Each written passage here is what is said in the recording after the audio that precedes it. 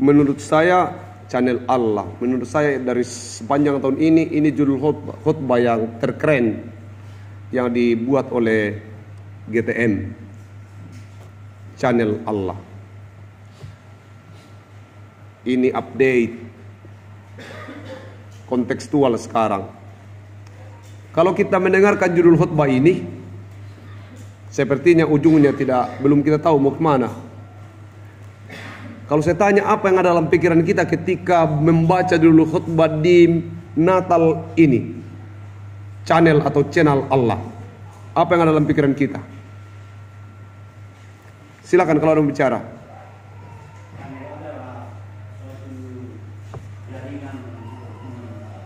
Channel adalah satu jaringan untuk berhubungan dengan Allah.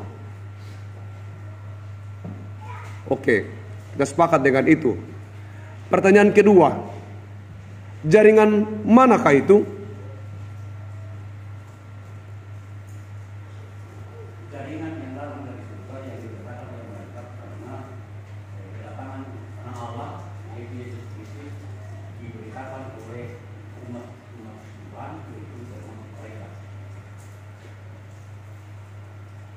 Menarik. Ada banyak orang percaya tapi tidak pernah membuka channel itu. Ada banyak orang yang suka nonton tinju atau berkata bahwa saya hobi tinju atau hobi bola, tapi ketika kita buka HP-nya tidak ada channel-channel yang sebenarnya menunjukkan bahwa dia adalah seorang pencinta bola.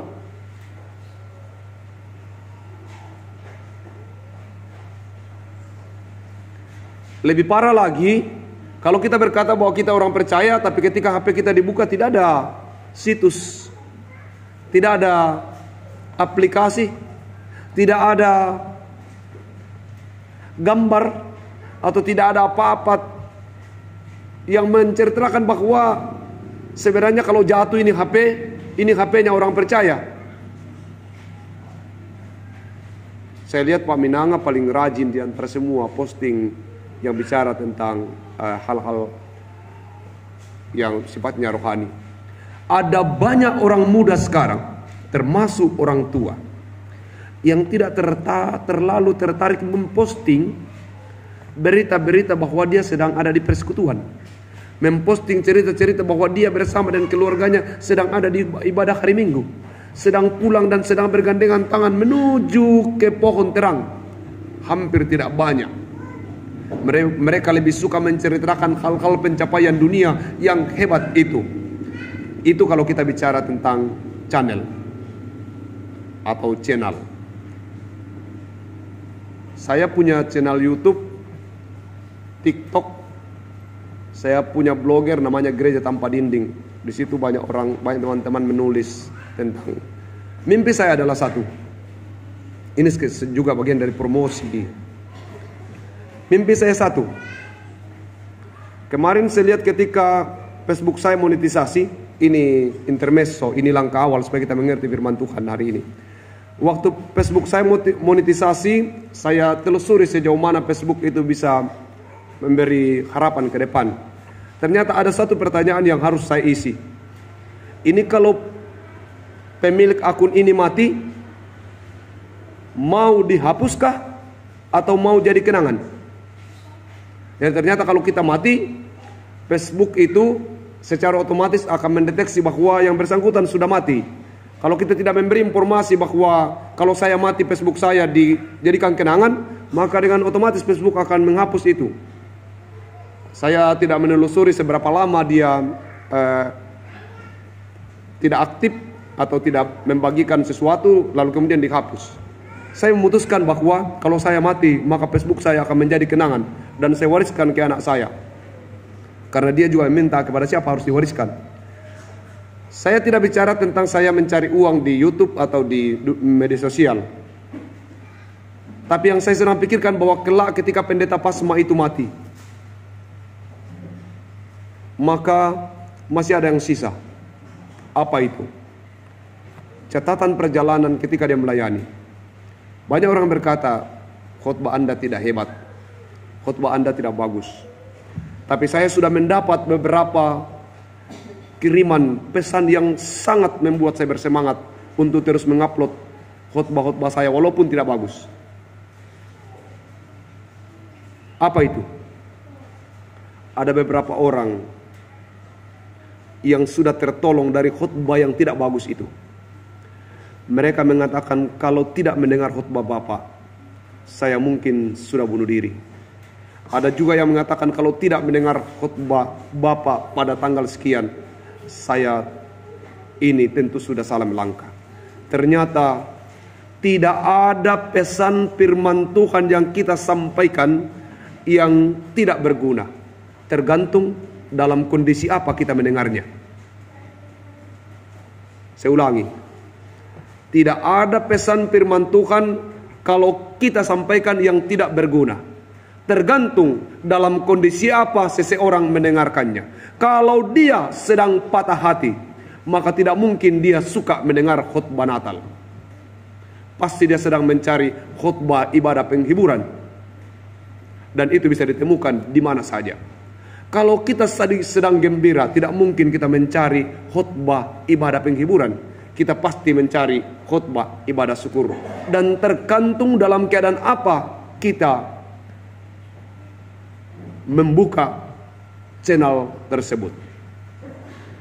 Yang kedua, kelak kalau saya mati, mimpi besarnya adalah 10-20 tahun sesudah kematian saya, orang masih bisa dengar khotbah yang tidak bagus itu.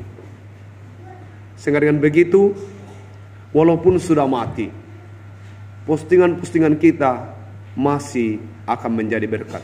Hindari memposting hal yang membuat orang menjadi susah dengan membaca postinganmu. Channel Allah. Engkau juga bisa menjadi channel Allah. Kita juga bisa menjadi channel Allah. Karena channel Allah ada dua untuk sementara ini. Nabi-nabi dan Yesus Kristus sendiri. Memang itu channel yang paling inti. Tapi kita juga bisa menjadi bagian dari channel Allah. Kalau dalam postingan kita itu memberi harapan baru bagi orang yang melihatnya. Mereka yang mungkin lagi dalam kekalutan atau sedang galau. Pada saat membuka postingan Anda, selamat pagi para pahlawan. Bangkitlah hai para hero keluarga. Maka orang akan membacanya. Mungkin pagi itu tidak terlalu semangat, tapi ketika dia membacanya, selamat pagi para hero, selamat pagi para pahlawan, maka dia akan bangkit dan Anda menjadi berkat. Tapi kalau Anda katakan selamat pagi dunia tipu-tipu, semua orang tergiring untuk menjadi penipu. Dan kalau Anda memposting hal-hal yang membuat orang lain justru sedih membaca postingan Anda, bertobatlah. Mari jadikan channel Anda adalah channel yang membuat orang lain bersuka cita. Banggalah memposting peristiwa-peristiwa rohani dalam kehidupanmu.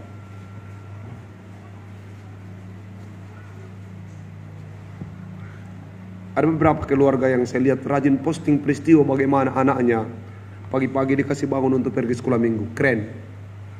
Karena orang lain sedang melakukan hal yang berbeda. Dunia sedang mengajari kita bahwa yang harus kita posting itu adalah pencapaian dunia.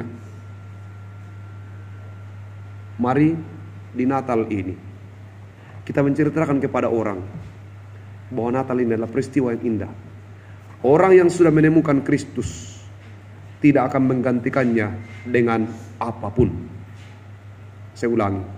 Orang yang sudah menemukan Kristus tidak akan menggantikannya dengan apapun. Sehingga saya tidak katakan bahwa jangan posting ketika Anda sedang ada di air terjun semua. Silakan, tidak apa-apa. Tapi beri catatan sedikit. Kalau bukan Tuhan, maka saya tidak ada di tempat ini. Memang kita sedang memposting pencapaian-pencapaian lain. Ya, tidak apa-apalah ketika Anda sedang menjadi kasir di tempat tertentu, Anda mengatakan sejauh ini karena Tuhan. Selalu ada pesan yang harus kita buat di setiap kegiatan kita, supaya kelak ketika kita mati, akses pertama yang akan orang buka kalau seseorang mati sekarang ini adalah jejak digitalmu. Kalau saya mati, maka orang akan segera buka Pendeta Basma meninggal, seluruh hal tentang saya. Tapi kalau langsung muncul di situ, saya tadi memposting kalimat yang marah, lalu saya tiba-tiba sorenya mati, entah mati karena apa, orang katakan itu tekanannya naik. Tadi pagi dia marah. Dari mana Anda tahu? Saya lihat di postingannya. Berita itu akan kemudian ditafsirkan oleh orang. Tapi kalau kemudian tadi pagi saya katakan, hari ini beri yang terbaik. Kalau saya mati hari itu, orang katakan orang ini mati dalam damai sejahtera. Karena itu yang ditafsir. Kenapa? Karena dia bersyukur pagi itu dan dia sedang menceritakan bahwa hidupnya ada dalam tangan Tuhan. Mari jemaat yang dikasihi Tuhan, kita bersyukur bersama bahwa teknologi itu harus menjadi alat. Channel Tuhan itu hanya ada 2, nabi-nabi. Tapi ketika nabi-nabi menyampaikan kepada kita tentang berita keselamatan, keselamatan itu belum bisa menjadi milik semua orang. Maka diutuslah channel yang utama, yaitu Yesus Kristus sendiri. Channel inilah yang satu-satunya channel yang menghubungkan kita dengan Tuhan. Tidak ada channel lain. Tidak ada channel lain. Kalau kita juga menjadi bagian dari channel itu, hanyalah bagian. Tapi channel utamanya itu Yesus Kristus. Mereka yang tidak masuk ke channel itu, ya Alkitab katakan tidak ada yang akan sampai kepada Bapa kalau tidak melalui aku. Kita tidak katakan tentang orang lain, urusannya juga. Urusan kita adalah channel itu hanya satu. Kalau mau nonton sepak bola, channelnya hanya satu. Di luar dari channel itu Anda tidak bisa menontonnya. Demikian juga kalau mau ke sorga, channelnya hanya satu, Yesus Kristus. Tidak ada channel lain. Dan berbahagialah saudara dan saya yang hari ini kembali diperbaharui channel itu, bahwa kita beruntung sekali ada di channel yang benar. Kita bahagia sekali bahwa kita ada di jalur yang benar.